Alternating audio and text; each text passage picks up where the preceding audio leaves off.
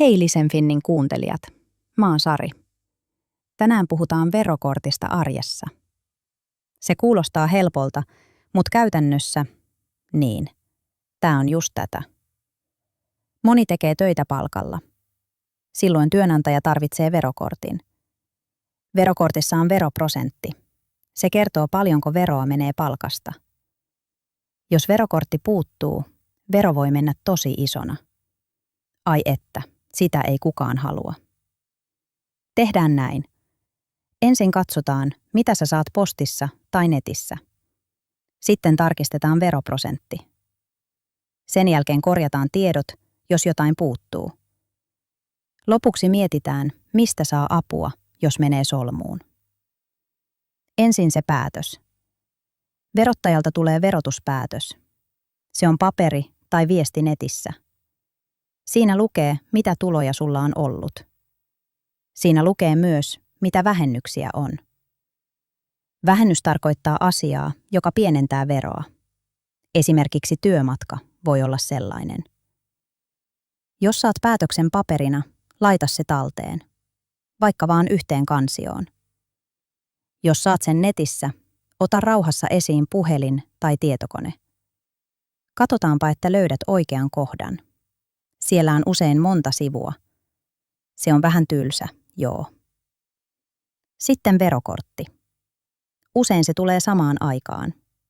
Joskus se tulee myöhemmin. Verokortissa tärkein on veroprosentti ja tuloraja. Tuloraja tarkoittaa, paljonko voit ansaita ennen kuin prosentti nousee. No niin, nyt se arjen kohta.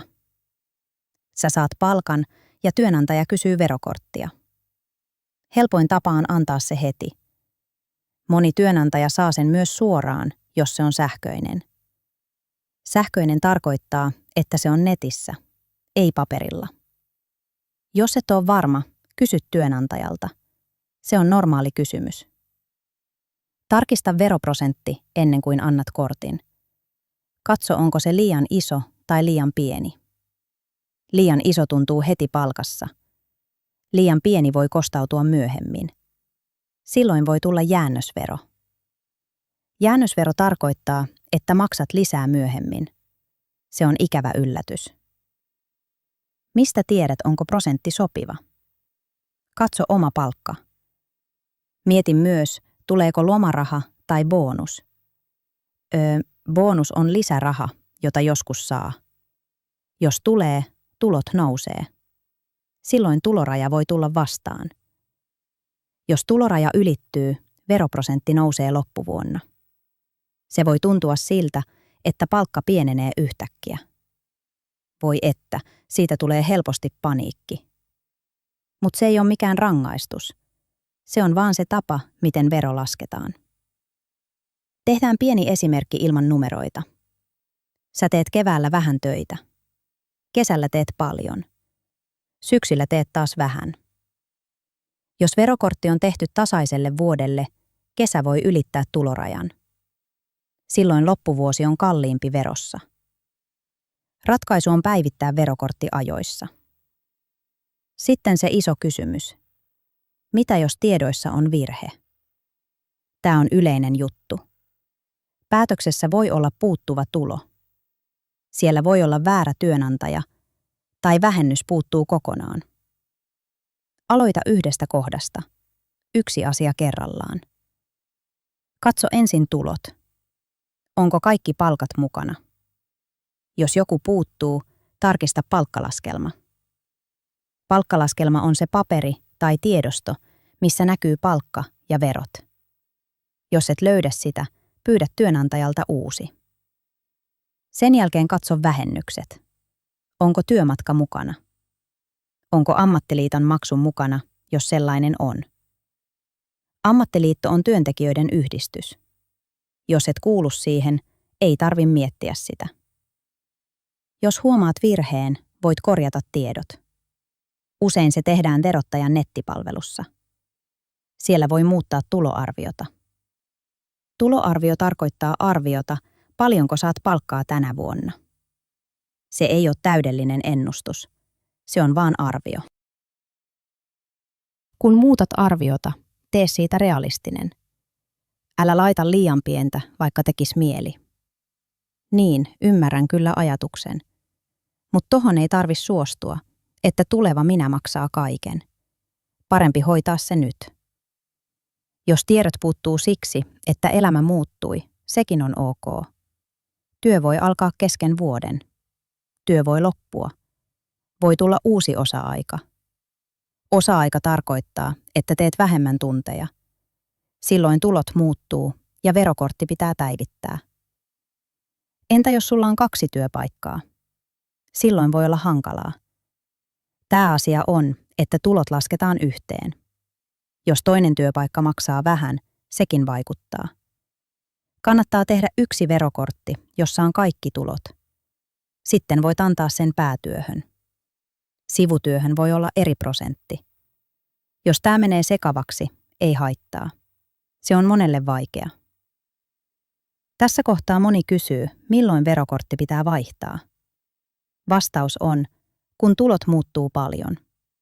Tai kun huomaat, että tuloraja tulee vastaan liian aikaisin. Jos taas mikään ei muutu, sama kortti yleensä riittää.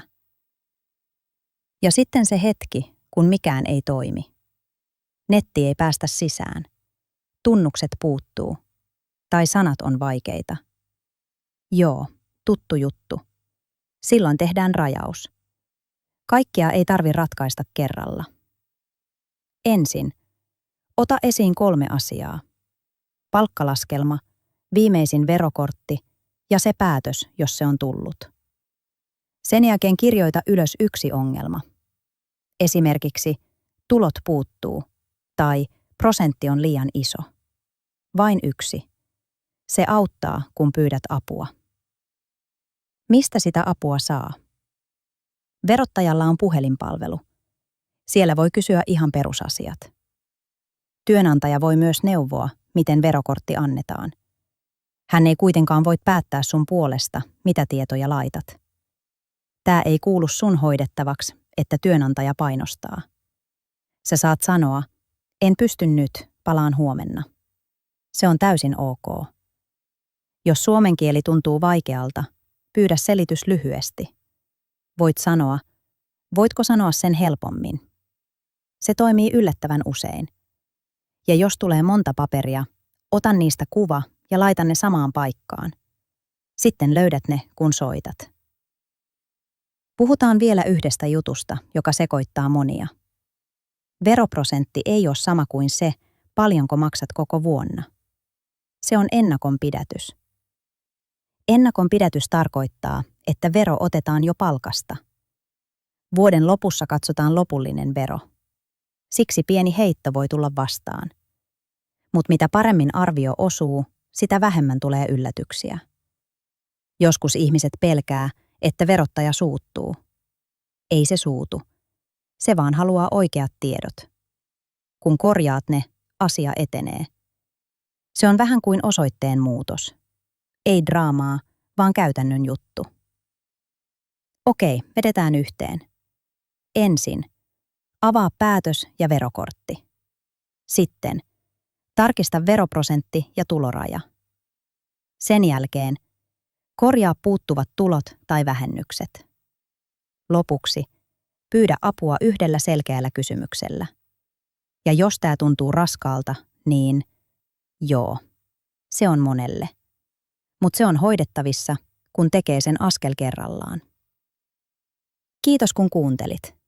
Nähdään taas Listen Finissä. Mä odotan sua sinne uudestaan.